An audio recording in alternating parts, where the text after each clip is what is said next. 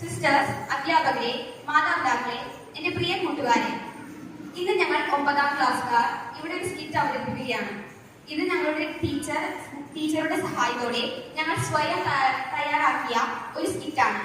ഇന്നത്തെ ജീവിത സാഹചര്യങ്ങളിൽ പല വീടുകളിൽ കണ്ടുവരുന്ന ഒരു സന്ദർഭമാണ് ഞങ്ങൾ ഈ സ്കിറ്റിലൂടെ അവതരിപ്പിക്കുന്നത്. ഈ സ്കിറ്റ് നല്ല രീതിയിൽ ചെയ്യാൻ വേണ്ടി ഞങ്ങൾക്ക് നിർദ്ദേശങ്ങൾ നൽകിയ സഹായിച്ച് എല്ലാ അധ്യാപകർക്കും ഞങ്ങളെ പ്രോത്സാഹിപ്പിച്ചുകൊണ്ടിരിക്കുന്ന ഞങ്ങളുടെ മാതാപിതാക്കൾക്കും ഈ അവസരത്തിൽ നന്ദി പറഞ്ഞുകൊണ്ട് ഞങ്ങൾ ഈ സ്കിറ്റിലേക്ക് കടക്കുന്നു. ഞങ്ങളുടെ സ്കിറ്റിന്റെ പേര് രക്ഷാമാർഗം.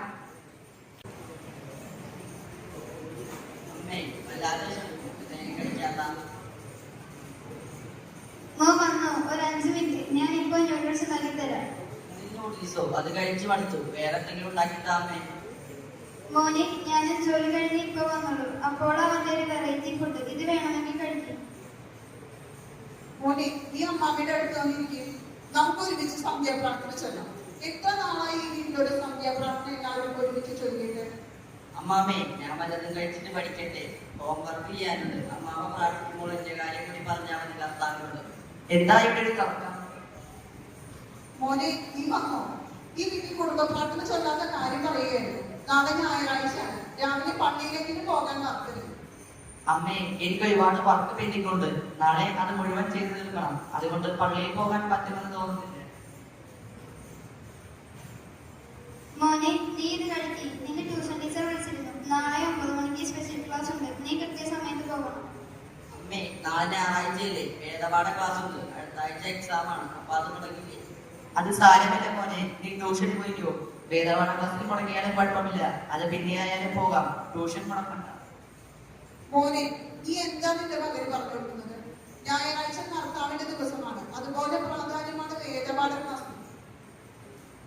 അതെല്ലാം ശരിയാണമ്മേ. ഇവൻ ഇപ്പോൾ 9ാം ക്ലാസ്സിലാണ്. ഈ വർഷം നന്നായി പഠിച്ചാലാണ് അടുത്ത വർഷം A+ വാങ്ങാൻ സാധിക്കും. അതുകൊണ്ട് പള്ളിയിലും വേദപാഠ ക്ലാസ്സുകളിലും ഒക്കെ പിന്നെ പോകാം.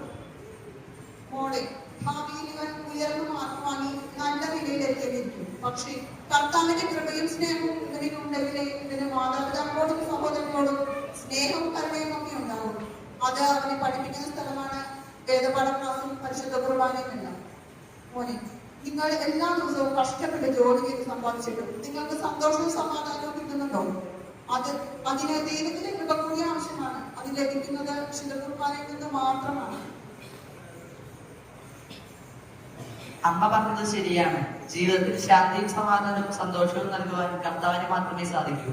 നാളെ നമ്മളെല്ലാവരും ചേർന്ന് ദിവ്യബലിയിൽ പങ്കെടുക്കും. മോനെ, നീ വേദപാഠ ക്ലാസ്സുകളിൽ മുടങ്ങാതെ പോകണം. അത് നിന്നെ നല്ലൊരു വ്യക്തിയാൻ വളരാൻ സഹായിക്കും.